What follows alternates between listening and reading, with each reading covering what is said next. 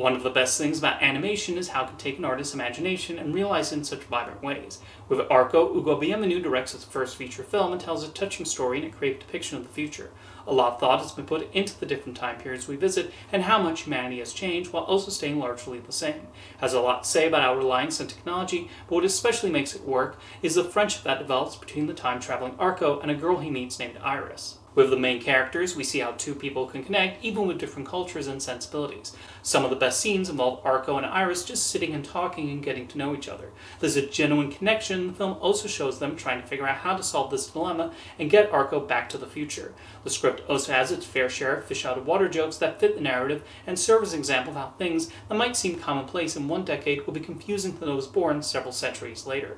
Bienvenu and his co-writer, Felix de Givry, come up with so many inventive ideas when contrasting the two futuristic societies we see. Technology plays a particular role in the story as we see the heavy reliance of artificial intelligence on society. The movie depicts the pitfalls of this, but does it in a creative way by showing the role that robots play in 2075, in particular Iris's caretaker. One of the highlights of the movie comes from a trio of conspiracy theorists who go on a quest to find Arco.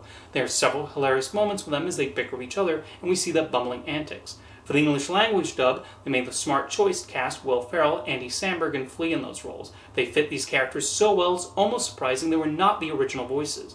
The rest of the English language cast is similarly well chosen, including the child actors cast as Arco and Iris. The animation has a look that recalls French comic books, while also feeling distinct. Part of the wonder of this movie is seeing how Bienvenu and his artists designed the future.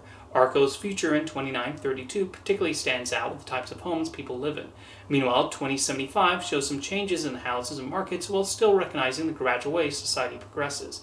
The film is a colorful appearance of it taking full advantage of Arco's rainbow cape. The story is taken to so many wild places and it manages to move briskly through the runtime as the stakes get higher and we wonder how Arco can get back home. The European animation scene is one that deserves more attention for the stories that filmmakers come up with. Arco is one of the most imaginative films to come from the French animation industry in particular.